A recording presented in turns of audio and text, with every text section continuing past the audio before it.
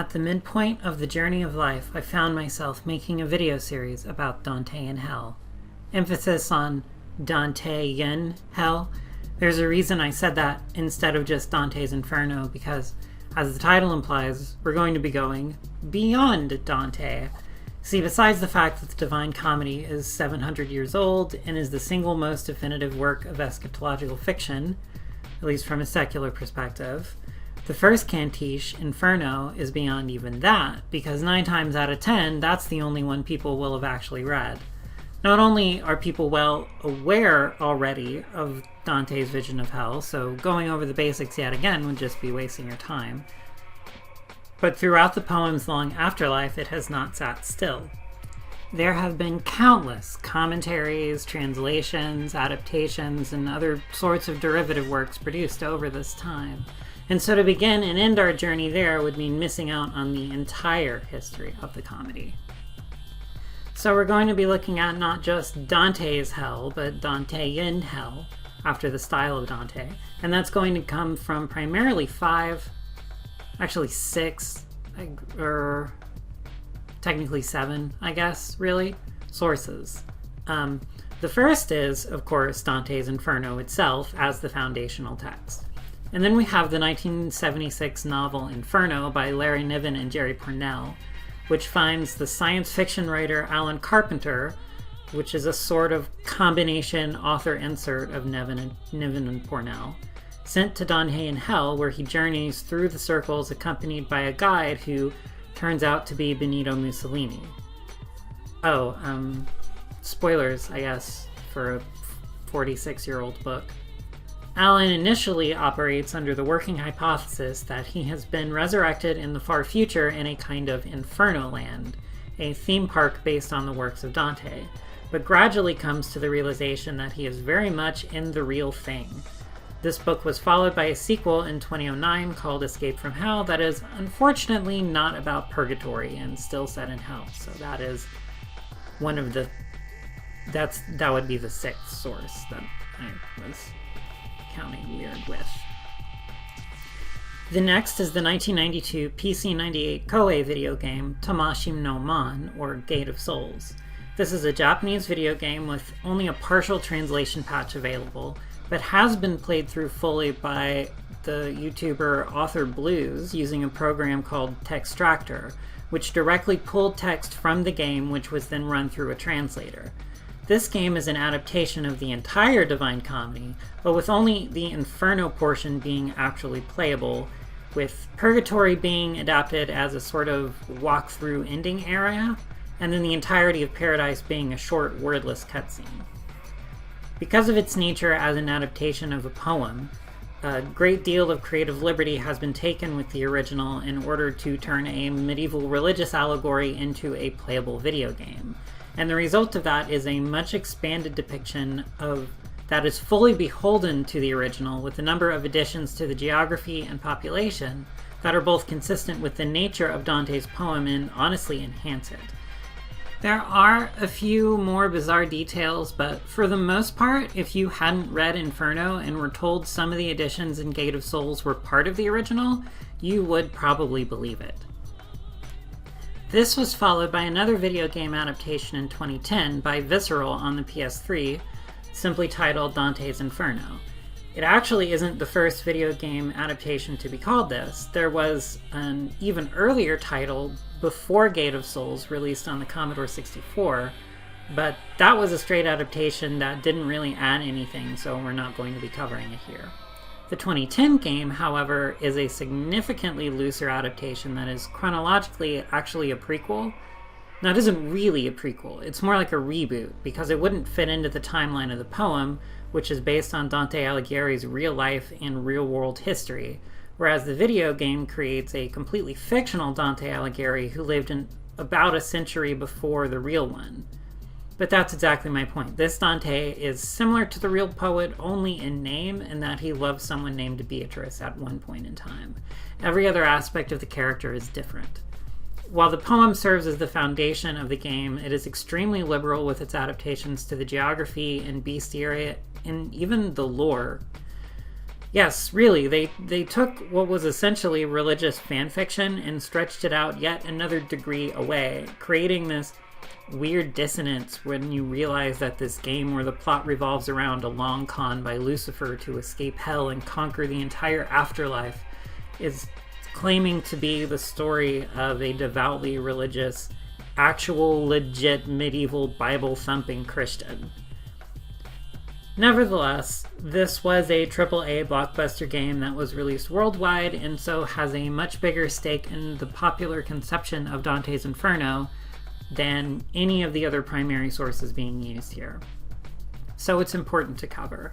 There is also an animated movie based on the video game that was released alongside of it, which is more of a promotional tool than anything else, but it differs in a few ways from the game, so I'll mention that too when it becomes relevant.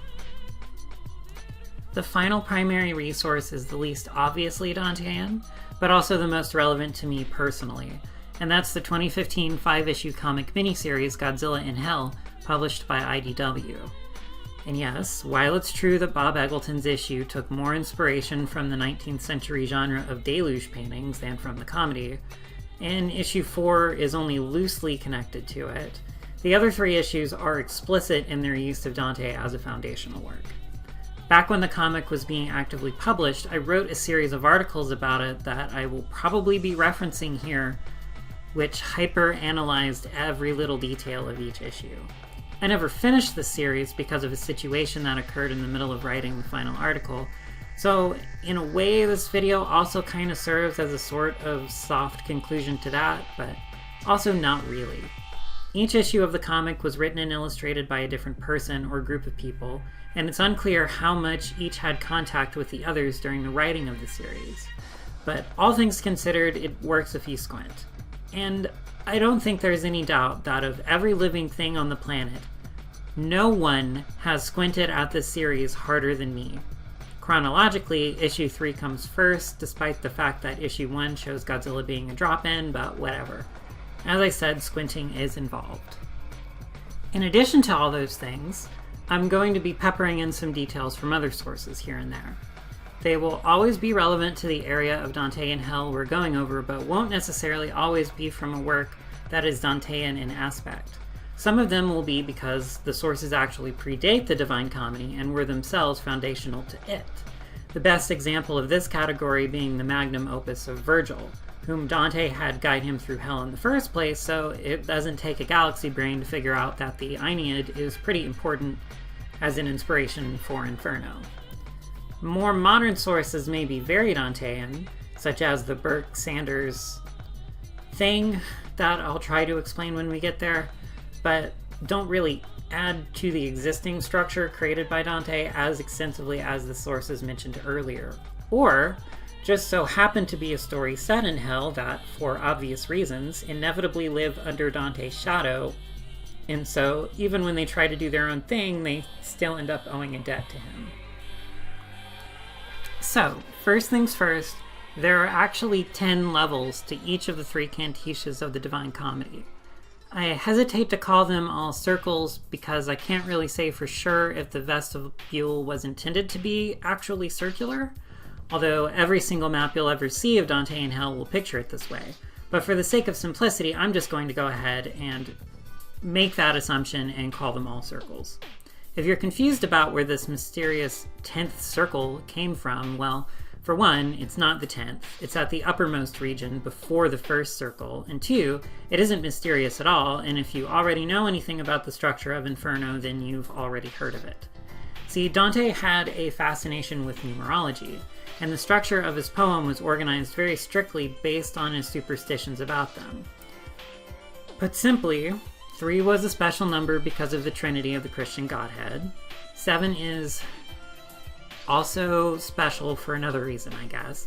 9 is a trinity of trinities, and 10 he regarded as the perfect number, which seems like a bias based on the base he was using, but you know, whatever. Each of the 3 cantiches is 33 cantos long, except for an additional prologue canto in Inferno, which brings the comedy to a total of 100 cantos. In each individual cantiche, the 3 realms of the afterlife, or kingdoms, as the Lucifer of the 2010 Visceral game calls them, are broken down into 10 distinct sections, which are divided into a group of 9 similar parts and then a single section that stands out from the rest. The 9 sections are further subdivided into 7 and 2, with the 2 having a somewhat different nature from the other 7. And then the 7 are further subdivided into 3 and 4 based on subcategories of traits treated within those 7 areas.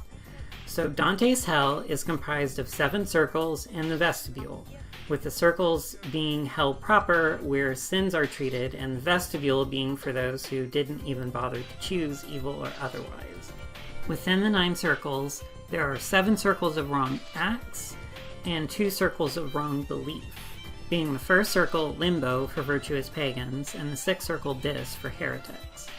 Then those remaining 7 circles are divided into the upper circles 2 through 5, which cover the incontinent sins, and then the lower 7 through 9, which are for more complicated acts of sin, violence, and fraud. Now, for reference, Purgatory has 9 terraces with the Garden of Eden at the summit. Then the terraces are divided into the 7 covering the deadly sins, and then 2 covering outstanding issues about an individual's penance, being excommunication and late repentance. The remaining terraces are broken down into the 3 lower terraces of disordered love, and then the upper 4 of deficient and excessive love. And then finally in Paradise there are 9 spheres and the Empyrean, which is outside of the universe altogether. The spheres divide into the 7 main ones, and then the final 2 more abstract ones, the sphere of perfected theological virtues, which is that of the fixed stars, and then the Prima Mobile, which is home to only angels. The remaining 7 spheres then divide into the 3 inner spheres of deficient theological virtues and the 4 outer spheres of the cardinal virtues.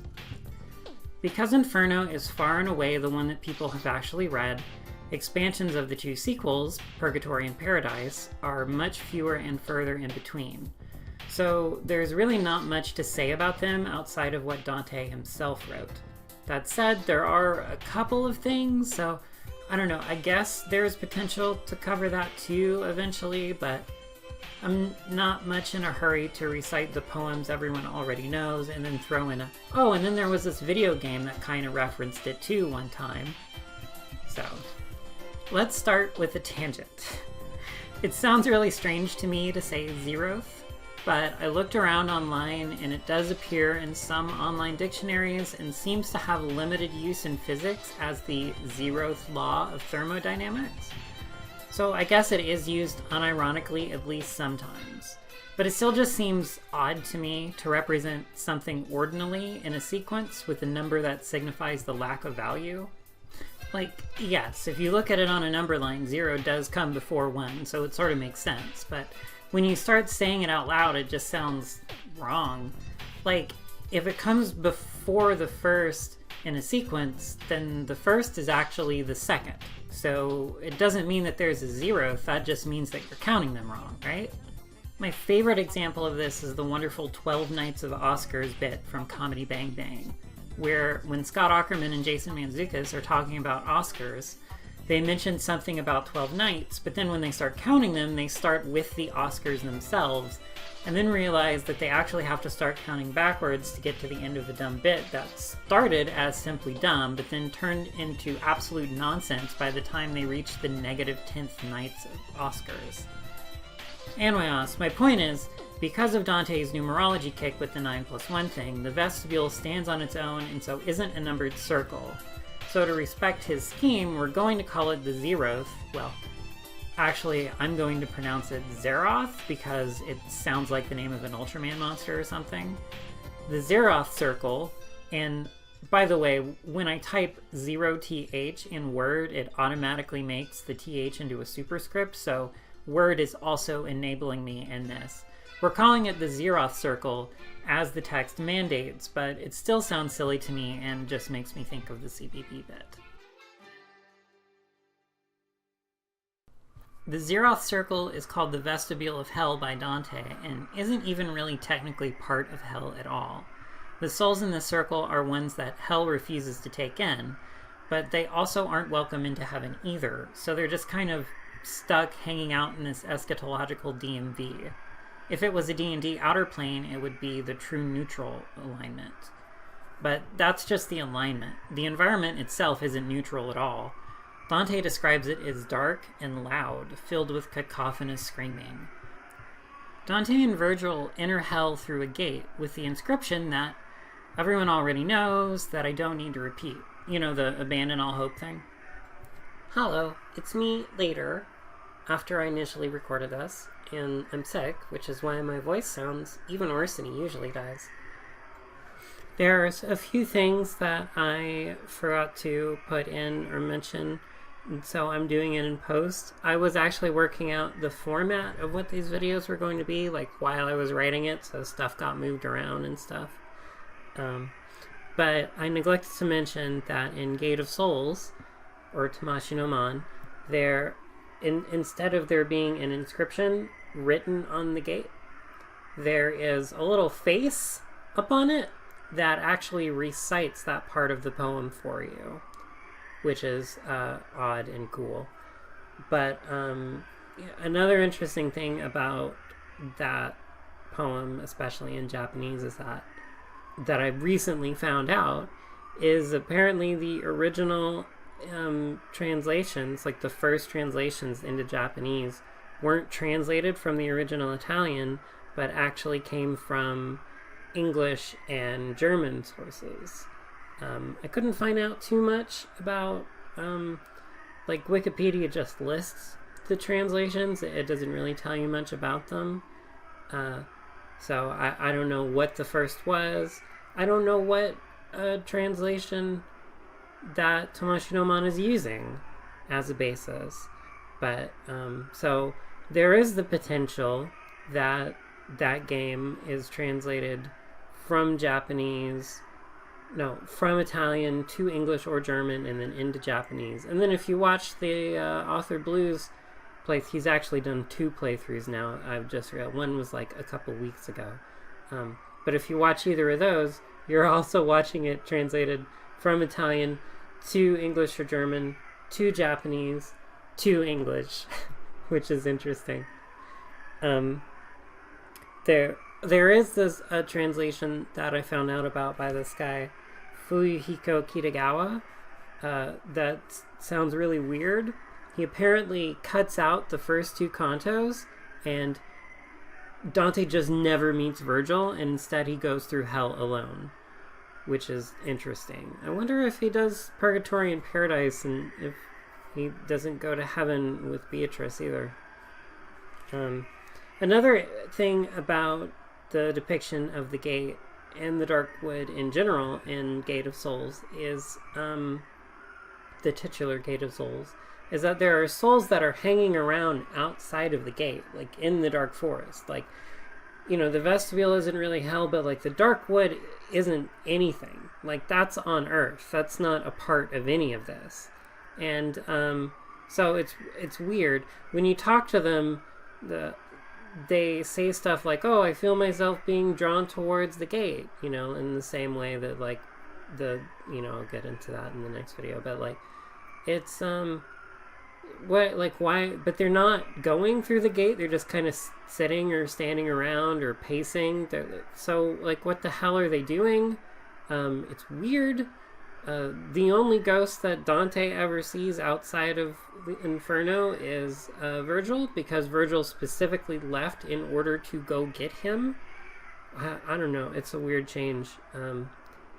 So, like, you have, like, I think it's 4 or 5 screens of the forest, and you see a couple dogs, and then you go right into seeing ghosts before you even get into hell. I don't know.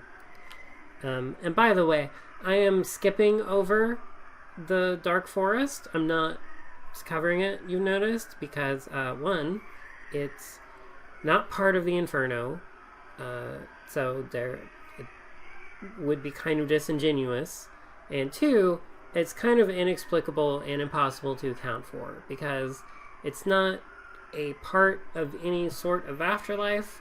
It's just the location that Dante happened to enter hell through, and you can't do comparative mythology on that because there are too many different ways to enter hell even throughout like the same myth cycle. So it's just inexplicable and it can't be done. And also a lot of translations, adaptations, sequels, whatever, just completely skip it. So there wouldn't be anything for me to talk about anyways. So moving on. In the poem, and in a hell of a lot of other depictions of hell, this is actually described as unusual, something Dante only does because he's still living. The usual depiction of a soul's arrival into hell is that they begin from falling into it from a great height. I call these drop-ins. This is described by Dante, naturally, and in the visceral game it is depicted in an extremely dramatic way, with souls plummeting like fiery meteors and pouring out of faces in the walls like a waterfall. The Dante of the video game, who is, remember, a different Dante from the poet, being a crusader from a century before, enters hell by mind-jacking a giant rat demon with Death's scythe, and then using it to open the gates of hell, which are modeled after the Rodian sculpture, the Rodian sculpture that wouldn't exist for another 700 years, and then plummets down into hell. The vestibule level in this game begins, as do all levels in the game except for the prologue on the surface, with hellish rock climbing. Rock climbing. Rock climbing? Yes, rock climbing. And I do mean like literal rock climbing in hell, not figuratively hellish, not like the Lost Continent. Issue 1 of Godzilla in Hell condenses the first 4 circles, and I'm including the Zeroth one in that, so 0 to 3, into 20 pages, causing them to all kind of overlap and blend together. Although it causes a bit of discontinuity with issue 3, we start with Godzilla being a drop-in, and since presumably he was too big to fit through the gate, and then also based on issue 3 we know he didn't come in that way anyways, James Sticco instead found another way to shove in the famous abandon all hope bit into the story, by printing it on a giant fuck-off stone tower so huge even Godzilla could read it. If he could read English, which I'm assuming he can't.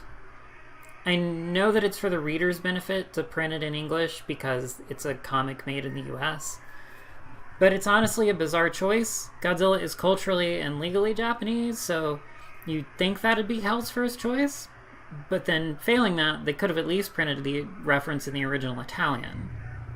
Maybe it's because Godzilla was born in the Marshall Islands when it was still a territory of the US? I don't know. I was really curious when this comic first came out, so I did some math on it when I originally put out my article about it back in 2015. The abandoned tower only appears whole in 2 panels, one from the tower's viewpoint and then one from Godzilla's, roughly. By using the first panel, which appears to be near the top of the tower looking down at Godzilla, and then by measuring the size of Godzilla in degrees on the page of the comic, which is about 2, and then taking that Sticco's design for Godzilla is roughly analogous to the Millennium version, and how he was depicted in the previous Sticco Godzilla comic, The Half-Century War, which means that we can probably pretty safely assume that the monster is meant to be 55 meters tall. This gives us a distance from the top of the tower to Godzilla on the ground at about 1,575.5 meters. Using a panel on the next page, which shows how far Godzilla is away from the rubble pile, we can again use the stats of the Millennium Godzilla, which, thanks to the robust marketing of Godzilla 2000, we know in excruciating detail, to measure the ground distance between Godzilla and the abandoned tower to 813 meters. And from there it's just basic trigonometry to solve for a result of 1,349.49 meters. Because of the amount of room for error at every step in the assumptions getting to this point, it's a rough estimate. But it's also the most accurate number we can get out of the comic with what we're shown. Either way, it's safe to say that the abandoned tower is at least 1,300 meters tall, which is outrageously huge. This circle, as presented in Niven and Purnell's Inferno and Escape from Hell, can be divided into 3 rings, counting the river Acheron. On the shore of the river, you have the muddy lowlands, called the Plain of Jars for a reason we'll get into in a second, and then surrounding that is a series of low, rolling hills. Outside of that, and by extension at the border of the whole Inferno, is a vast circular wall enclosing it. According to Benito Mussolini, the wall is no more than 3 meters high, and Alan Carpenter estimates that it's definitely less than 10 miles away, and then attempts to reach the wall to climb over it, but discovers a peculiar property in that no matter how long or how far he walks, he can't ever seem to reach it. The effect is later suggested to be due to the nature of the physics of the Inferno being something like a black hole with the wall as the event horizon. This comes up when they're deeper into Hell, when it's realized that despite the funnel of Hell narrowing, the lower circles actually appear to be larger, which is hypothesized to be the effect of the material of souls being gravitationally compressed the closer they get to the center of Hell. This also has the bonus effect of making Galileo's lecture on the dimensions of the Inferno completely obsolete. As I mentioned, the souls here aren't wanted by heaven or hell because they're all fence-sitters. They refuse to pick a side, and so in death they spend eternity futilely chasing meaning in the form of banners, all while being harassed by singing hornets. As opposed to non-singing hornets. Their blood and tears trickle down onto the ground where it is drunk by maggots. There are also some demons or devils proper in Gate of Souls and the 2010 Visceral game. Gate of Souls has exactly 3, I think, flying demons. One of them is like kind of a mid-boss character that you fight directly after entering the Gate of Hell. And the 2010 game has a whole other setup to it. It's basically structured where there's tiers of progressively stronger demons and devils. There are some enemies that are specifically themed and introduced in certain circles, so those will be relevant when we get to them. But the vestibule they have these enemies called pests that are just kind of like the bats basically, and lesser demons or whatever. And then there's they're like zombies or something. I think they're called minions, and they're the generic one. So for the most part in that game, the enemies are just kind of fodder and not really relevant to any sort of literary sense, something that I would talk about in this video. So if I don't mention the enemies from the 2010 game, that's the reason that I'm doing it. It's just not really relevant. The original inhabitants of this beach in Greco-Roman mythology were only temporary, for as long as it took for Charon to pick them up and ferry them across to the underworld, and they only lingered for very long if they were improperly buried. But Dante's theology doesn't really have a place for that. I forgot to mention the other reason that you would be stuck on the shore of Acheron and not able to cross on the ferry with Charon is if you weren't able to pay the fare. So Charon had, in Greco-Roman mythology, he had a fare of a coin, and they would leave the coin with the bodies of the dead, usually around or on the mouth area, and then they would take it into the underworld and use it to pay Charon to take them across, which is a pretty I think it happened in Egypt too. It's a thing that happened in Bronze Age mythologies. You had to pay the thing. This isn't just a Greek thing. But if you were particularly famous, other options in order to pay the toll would be to bring a golden bough with you, perhaps, or maybe you could just sing a really sad song. This is actually the basis for the very first puzzle in the game in Gate of Souls. So you meet a guy as you're going through the vestibule who's carrying around a big sack of coins for some reason. I don't really know how he got them or what he's doing with them, but he is very attached to these coins and doesn't want anyone messing with them. Maybe he's meant to be Charon's treasurer or something. I'm not really sure. But he gets into a tussle with some guy because someone's grabbing at the bag, trying to get a coin out of it so he can pay the fare. And it is explicit in the game that you do need to pay the fare to get Charon to take you across. So the game does a lot of melding the original version of Hades with the Divine Comedy in a way that I think Dante would find theologically atrocious. But that's what the game does. So that's why I'm talking about it. But so basically, a coin falls out of his bag after they have this tussle. You grab the coin, you take it over to this guy who says that he died because when he was going down a river, I guess rafting down a river or whatever, he saw a branch and then decided to go and get the branch, but died somehow. I guess it was a really strong river, but I guess the branch was not swept up in the river, but he was, or something, and he died trying to get I don't understand any of it. I don't know if it's like a literary illusion or what the hell is happening, but dude seriously died trying to get a branch in a river, whatever. So, but he says that he failed, I think, because he died, but then he has the branch. I don't know, maybe he didn't, maybe it's like a translation thing, I don't know.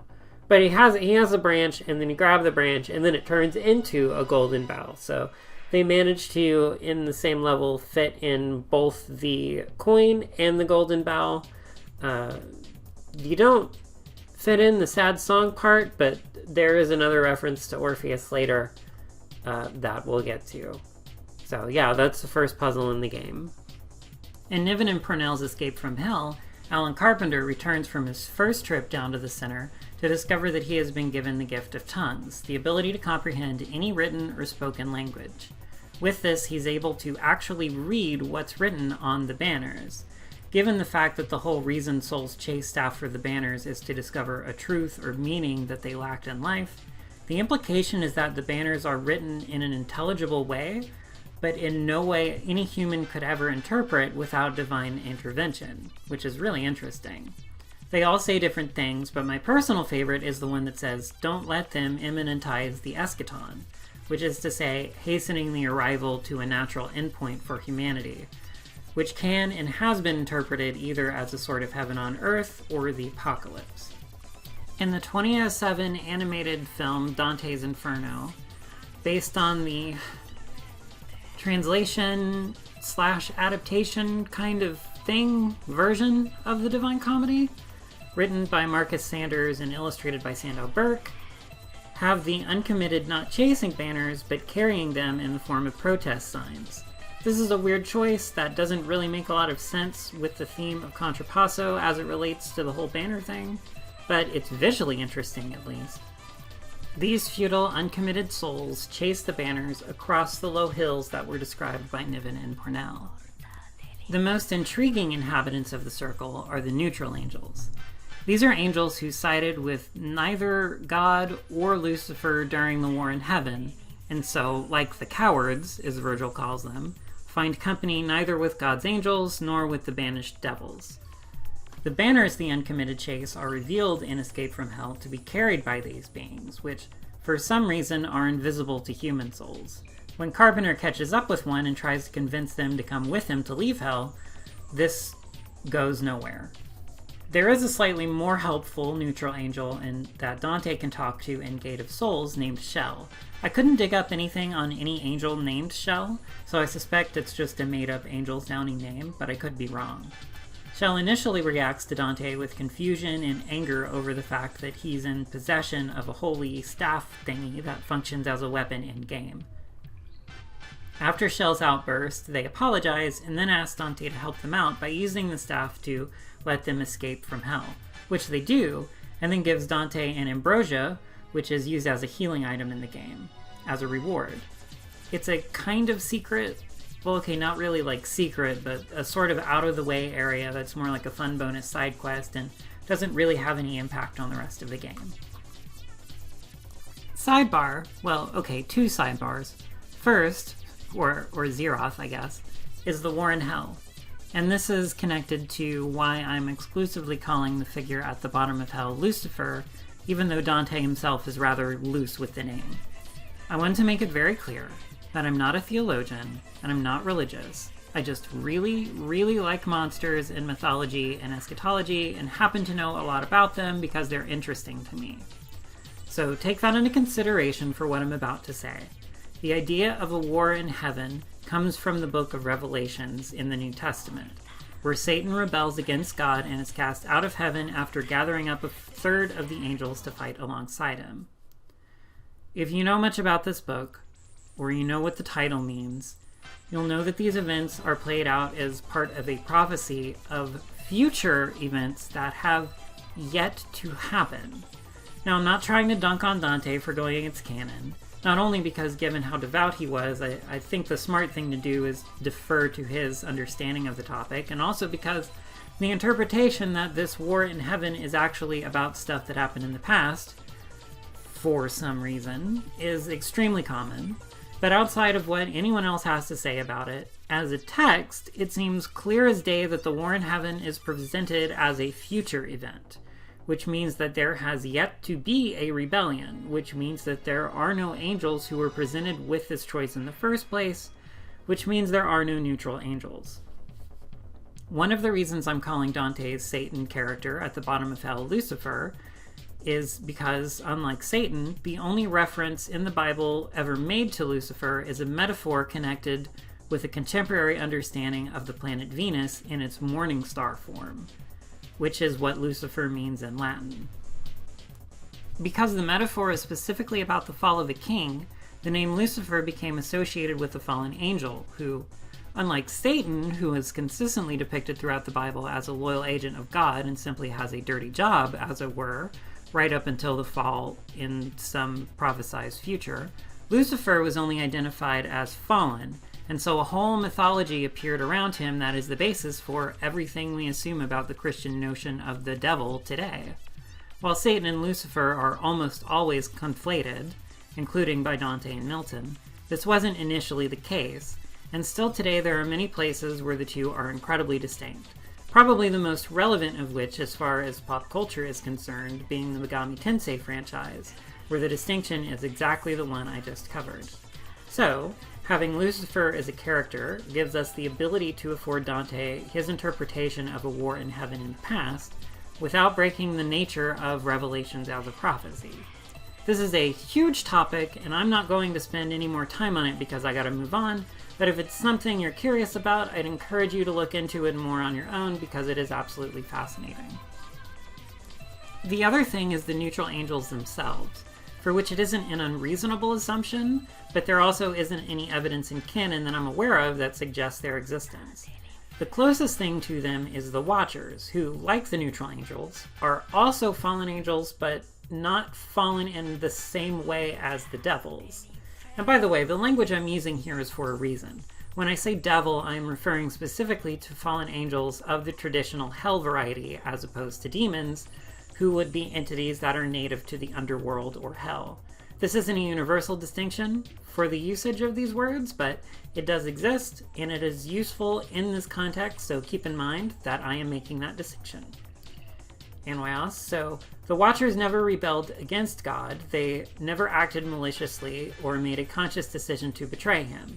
Instead, they are fallen because they loved humans too much for God's taste, teaching them technologies before they would have figured them out on their own, and even mating with humans, resulting in offspring called the Nephilim, which, according to the Book of Enoch, is the whole reason behind the Noachian flood in the first place.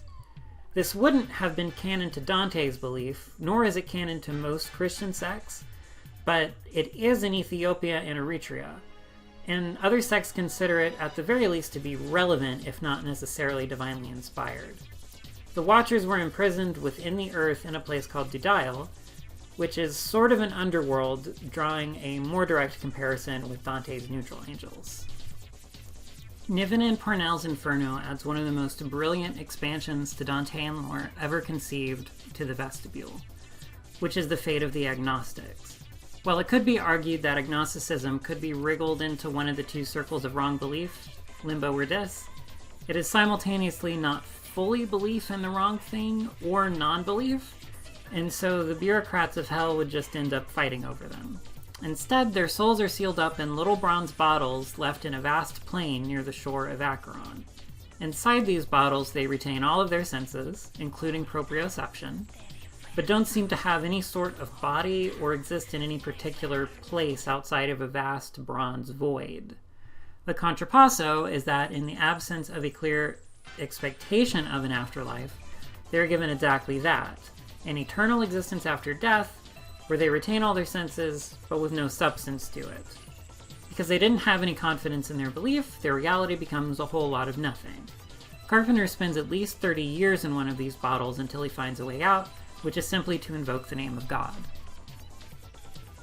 In the 2010 video game, none of the last two rings are seen, and instead the Crusader Dante crosses straight from the cliff face via a bridge to a bell tower, and then down that straight onto the docks. Usually the shore of Acheron depicts souls just gathering up at the, I suppose if you want to be liberal about it, you could say it's the water's edge. But this game changes things up by having a whole little outpost kind of thing, with buildings and bridges and even a zipline kind of. While Dante only has one city, Dis, to illustrate Hell's lack of community, Hell is fairly riddled with them in most other depictions.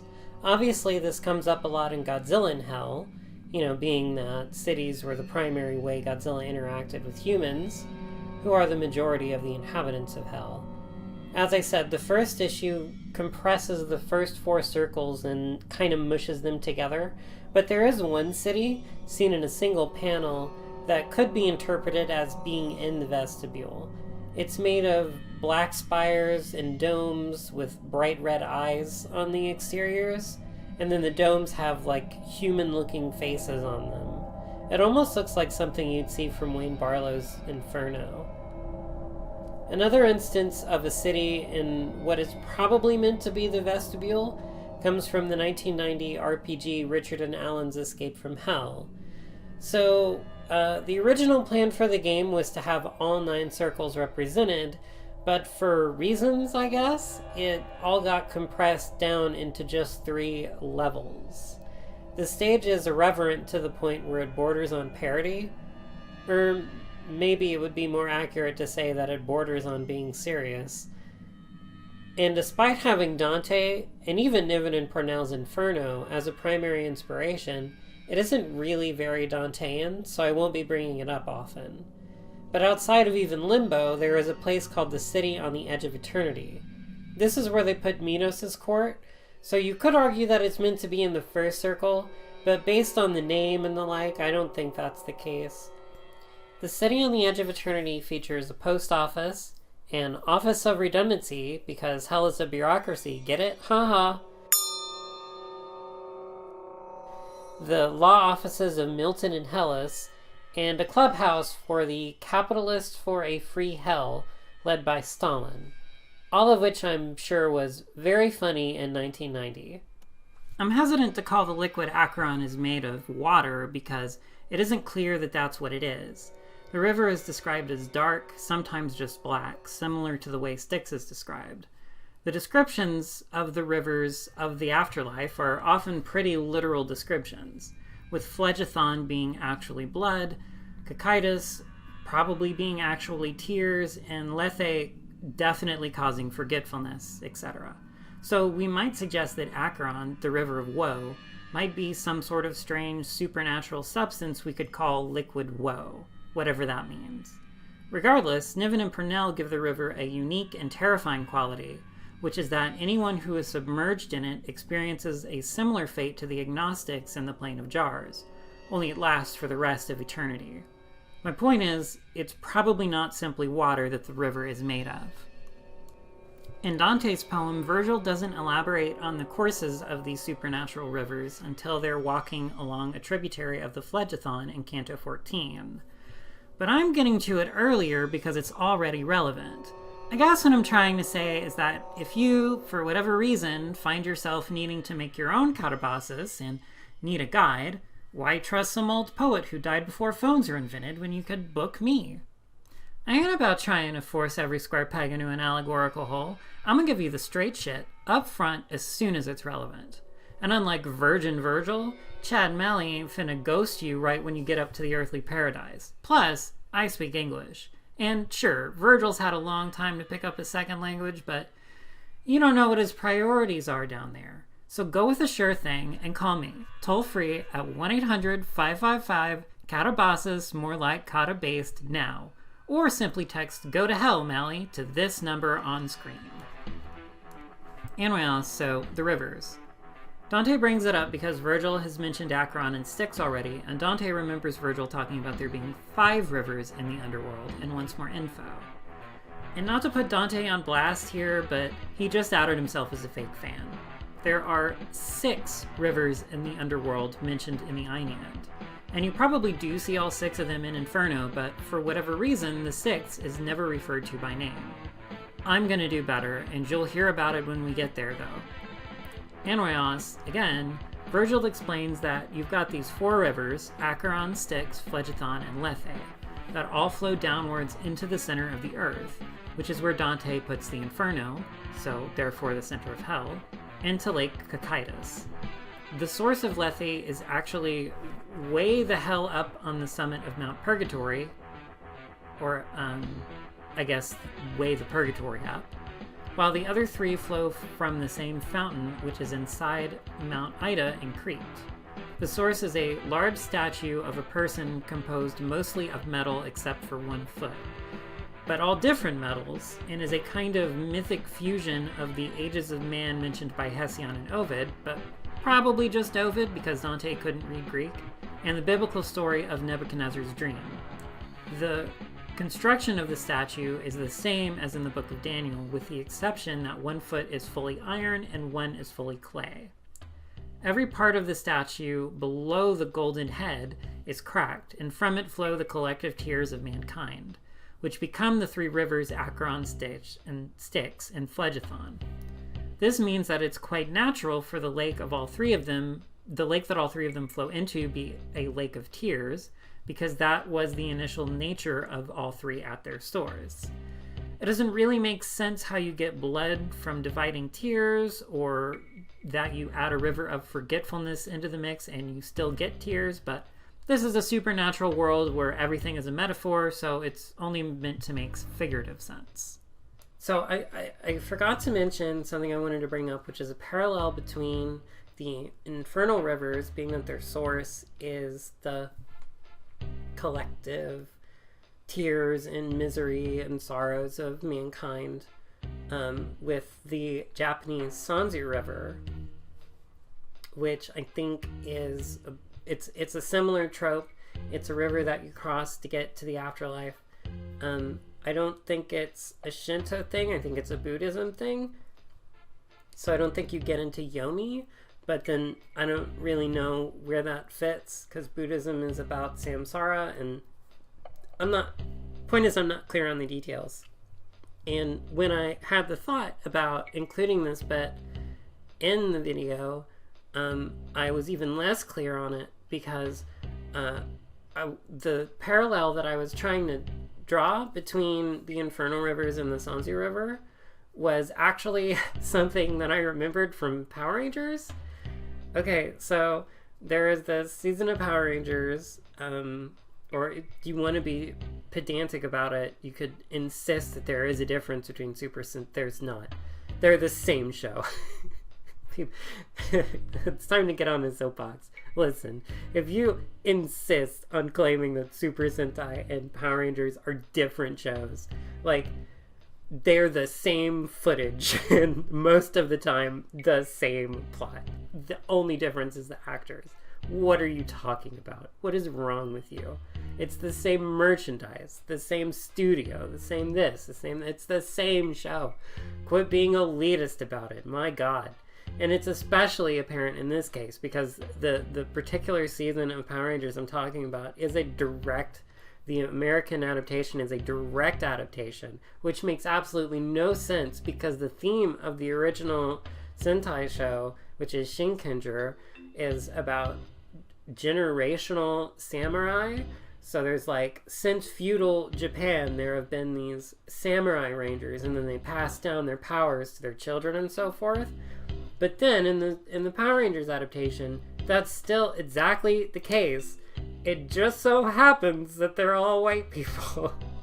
And I mean, they're not all white, but they're American people. And I think there's one Asian, and it's just ridiculous. And there's no explanation for why there's all this feudal Japanese flair and how they're like, it would make sense for like one of the families maybe, but why did all of the families immigrate to America at some point for their protecting Japan against ancient Japanese devils? I don't know. I'm getting off track. My point is, the basic premise of the show is that the monsters are from the underworld, and they are sent to Earth in order to cause misery and chaos and sorrow and basically make people cry. And the idea is that their tears will feed the Sanzu River, which is where their headquarters is. They're on a boat on the Sanzu River in the underworld. And then that will cause the waters to rise, and it'll eventually flood the earth. So the parallel I was thinking of, both of the nature of these rivers being made of the collective tears of all of mankind's sorrows, that was an invention from Power Rangers and not a classical connection. So basically what I'm saying is that I just made Joseph Campbell do a 360 kickflip spin in his grave by drawing a comparison between Dante Alighieri's Divine Comedy and the most inexplicable season of Power Rangers. Everyone thought Joseph Campbell was tough, but that was just a myth. The Zeroth and First Circle are separated by the river Acheron, which souls are carried across by the ferryman Charon. Most depictions of Charon, particularly those contemporary to Dante and Virgil, as well as the early illustrations of the Inferno, including Duré's illustrations, which have a huge stake in most people's conception of the visuals of the poem, depict Charon in little more than a canoe, able to carry only a few people at a time. More modern depictions, based on the ballooning human populations and the working assumption that most people who ever lived would end up in hell, which is variably commentary on either the innate evil of mankind or the unrealistic expectations of the vast population of humans having to follow the strict rules of a single organized religion, depending on the source, give Charon an upgrade. Niven and Parnell give Charon a large ferry boat, but even then it was packed so far beyond capacity that there wasn't even room for the passengers to move. In the 2010 animated movie based off the video game, they explain that Charon's current appearance is actually an upgrade in universe, and that the boat was enlarged to handle the larger number of souls. The design of Charon and the boat, in both the game and the movie, is that Charon is the boat, his head popping out of the bow and reciting the abandon all hope spiel to all of the drop-ins because they seriously won't let a single soul through hell without having to hear it. It's like a cosmic rule of the universe or something, like the speed of light but for hell tropes. After Dante gets on the boat, there is an earthquake and a swoon, and I gotta be honest with you, I do not understand what the hell that's about. It gets real confusing in Dante, but I guess I'll get into that next time. So this is again me from the future, or actually I guess the present, well really the past, but then again all videos are from the past. What had happened was I originally wanted to do this because I turned 35 in the whole half point of life thing, and so that was back in November, and then as I was working on this, I got to that whole point where I was talking about Dante and numerology and all that, and I wanted to make maps to illustrate that. Well, I didn't want to use other people's maps. I thought it would be fun if I made my own. So I decided to do this thing where I would use like Doom textures and have them be animated and look really cool and stuff. And that ended up taking a lot of my time, and then they got really big and unwieldy, like really, really big. So I made one for Inferno, Purgatory, and Paradise, and then I just scrapped them all and I started over again, and then I did individual circles. So I did like 30 individual ones. And you know, that took a lot of time, and then after that I got sick, so and then I had stuff that I wanted to add to the video, but I didn't because I was sick and I sounded different, and then after a while of that I was like, yeah, fuck it, which is why I've since added to it. So yeah, this was meant to come out in November, which is why the background for a lot of it is orange and brown. That's what the backgrounds mean. There's no thematic connection. It's just what month I made the video in. And then it transitions into red and green because the rest of it I'm doing in December. But yeah, you know, it's funny. On Godzilla's birthday, when I was watching the Godzilla Fest stuff, they had all, you know, because it was Gigan's 50th anniversary, and I was like, oh, I want to do a video on Gigan, but then that turned into, well, I should probably do these videos, I should probably do like a disclaimer about Godzilla continuity first, so then I did that, and then then a week later, I turned 35, and I was like, wouldn't it be interesting to do a Divine Comedy series? And then I was like, okay. Well, I initially thought I was doing a Divine Comedy video, but then that, you know, the Zeroth circle took an hour or so. So then that's a series. So then there's the part 2 of the Godzilla continuity thing, then there's the Gigan video, then there's the 9 other videos of this I want to do. And then I have other ideas too, like, so Tommy died and Kazuki Omori died, so I thought it would be interesting to like do something about them, because those are both pretty big deals. I mean, I'm not like the biggest fan of Jason David Frank personally, but you gotta respect the guy for a lot of what he did and a lot of his attitude towards his career and the influence it had and all that. And then, you know, Kazuki Omori, hands down the best writer Godzilla has ever had. Not the best director, but definitely the best writer. And you know, so I didn't start like I thought, hey, you know, it's Halloween, you know, those videos about like, what if the Universal Monsters universe thing got started and was good, and I was like, I want to do a version of that. And then that spiraled into, I have a backlog of like over a dozen videos now that I want to make. I didn't decide to suddenly become a YouTuber, and you know, I'm not, like, people aren't watching these videos or anything, but like, I have created this like self-imposed workload of all this stuff that I want to do now. It's just kind of interesting, and it's not like small stuff too. Like, this is a first part in a 10-part series, and it's like an hour long, so I don't know, I just think that's kind of funny. So I guess until next time, transforming robots, turn your robot selves into your open your hearts to okay.